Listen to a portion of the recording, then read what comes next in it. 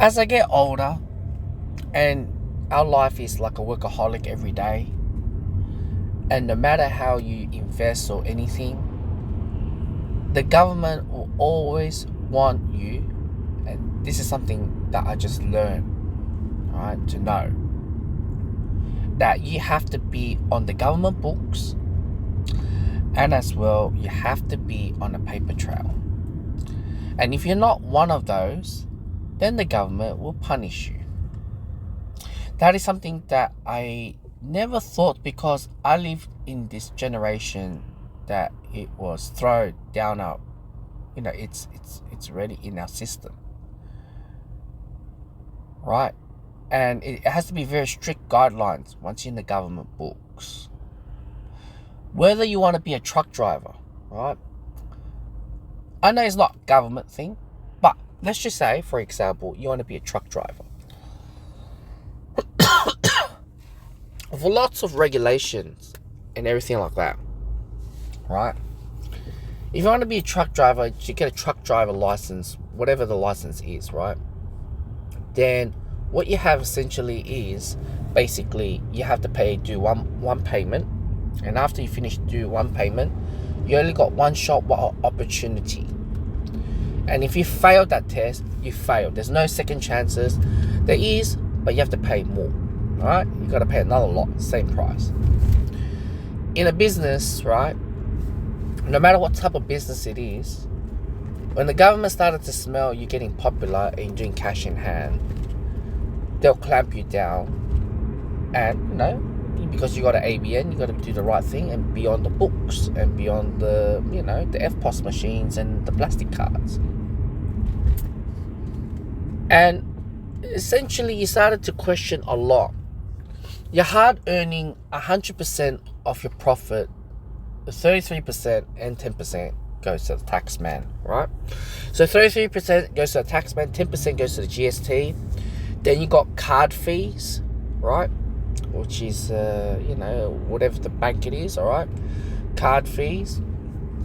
And not only just that, but also you got wages. Wages can't be just whatever the price tag you put in for your wages. It has to be industry award rate. They have to have super, and they have to pay taxes. Everything is a huge thing. If you look at it, the whole thing, if you want to make a donut or whatever what you want to make, and you put on the books, you go like that. If you don't include with the books, right, everything like what I just mentioned, that donut essentially won't be like $10. It will be $5 or $4. Right, if it's cash in hand. But the moment you go through the government books and the paper trail, it's going to cost you $7, $8, $9, $10, $11 or $12, because they just have to pay the running costs and everything like that. And that's why I say it can be a business, it can be a divorce, settlement, everything like that, right? Or separation, right? You got to pay child support. You see, you're still in the government books. You can't just walk away and pay whatever you want. Or even, let's just say you're a normal regular citizen and you promise that your ex-partner that I will pay X amount of money for that long, for the rest of her life, whatever. Doesn't work that way. Everything has to be paper trail. We don't trust each other anymore. It's a business model now. And when you have like that, this essentially becomes where we are now. We're so used to being paper trail. We are so used to being government's books. And when you have like that, everything is skyrocketing. People said to me, I'm separated now. You must have saved a lot of money. No, life is still expensive. Lots of problems, It's not that cheap anymore. Yeah, my expenditure is less than before. But I have to pay the government books and everything. And are you happy, when you earn 200,000 or 300,000, and knowing that 45% goes to tax, man? Just to think about that, right? 45% goes to tax man as an employee. No matter how you play it, you can't claim much. But obviously, when you have a business, you can claim a lot of things, right? But that being said, it's crazy to know that we're so accepted to it, And unfortunately, if you go to, why people like to go to a third world country? There's a huge difference. You go to a third world country, they have, like, even you see the hotel workers in the hotel, they have 20, 30, 40, 50, 100 workers. You look at the restaurants here, you don't see much workers. And they're busting their ass off. And these workers have to be the best of the apples to be hired. Where a third world country, you don't have to be the best. You just have to come to work and we pay you wages, right? And other countries, like a third world country, doesn't have the government books that much. And the paper trail, yeah, they probably have paper trail, but not much taxed, right? Even if they do, only with the banks, yeah? But if you essentially look at the whole thing from a third world country and a first world country, then you started to question this, right? Many of the Aussies or Western world will understand.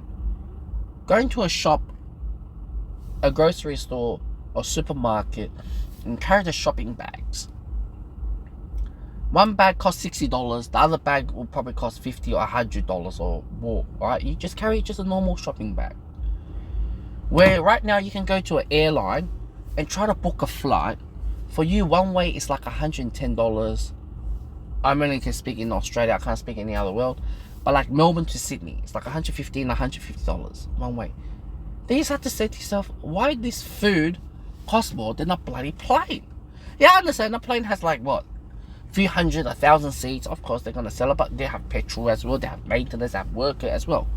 But it just doesn't make sense. How come our bread and butter food, daily spending, and we can't afford to go on holiday? Oh yeah, the flights, it's cheap.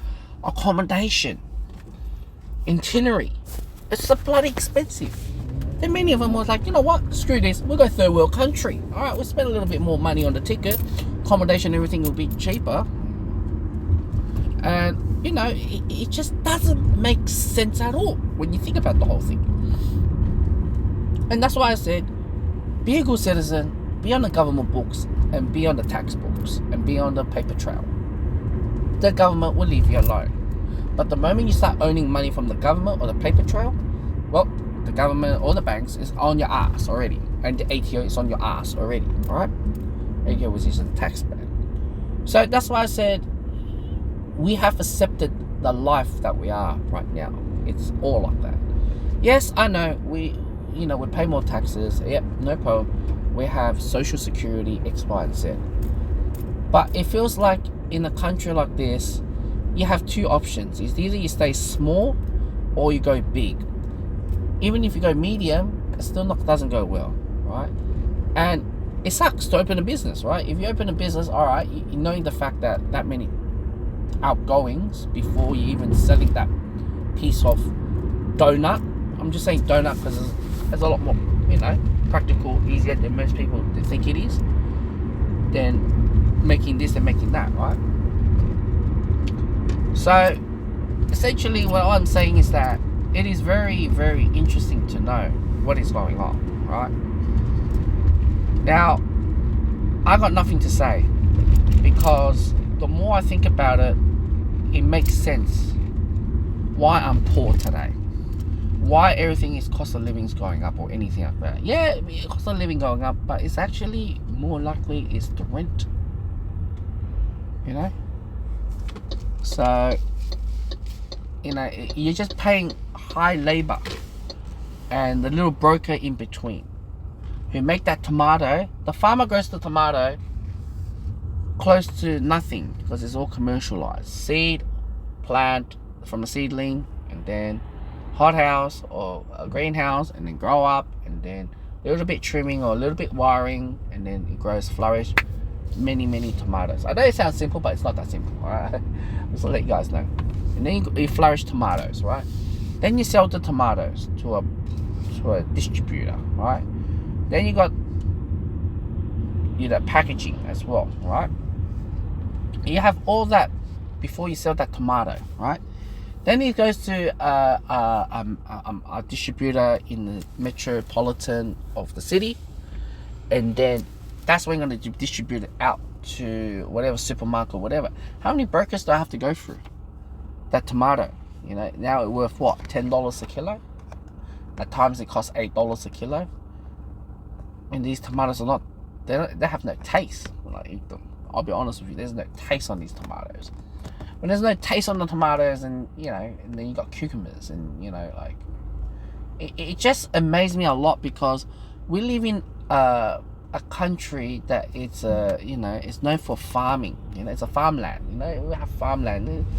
Third world countries are after our stuff all the time. You know, nothing wrong with that, but it's just that we have farmland and we're no shortage. We have perfect weather, climate, you know, water, but our bloody tomatoes and cucumber cost our arm and a leg. Honestly. Basically, what I'm saying is that buying 10 kilos or 12 kilos or 13 kilos of cucumber is equivalent to your one-way ticket from Melbourne to Sydney. That's all you need to know. Alright? That's all you need to know. So, I got nothing to say, but it just makes it more sense in life. Like, everything will skyrocket. It will never go down, the price. And whether our wages go up or go down, now you understand how employers are suffering. Whether employers make money or not, you know, they try to cut corners or whatever. But essentially having this whole thing, everything is skyrocketed against them, and they're jacking up prices. Yeah, they deserve to have a bit of luxurious. They have a Mercedes-Benz or like or a house or whatever. But don't forget, they're the ones who give you employment. You know, maybe they sacrifice their time day and night, you know, at the background, or maybe at home, or they maybe work the autopilot. It's a lot. And now a lot of businesses essentially hiring less workers, and there's a huge shortage. And unemployment rate is skyrocketed because they can't afford workers. When you can't afford workers, what's going to happen? Right? So that's what I'm saying. It's hard.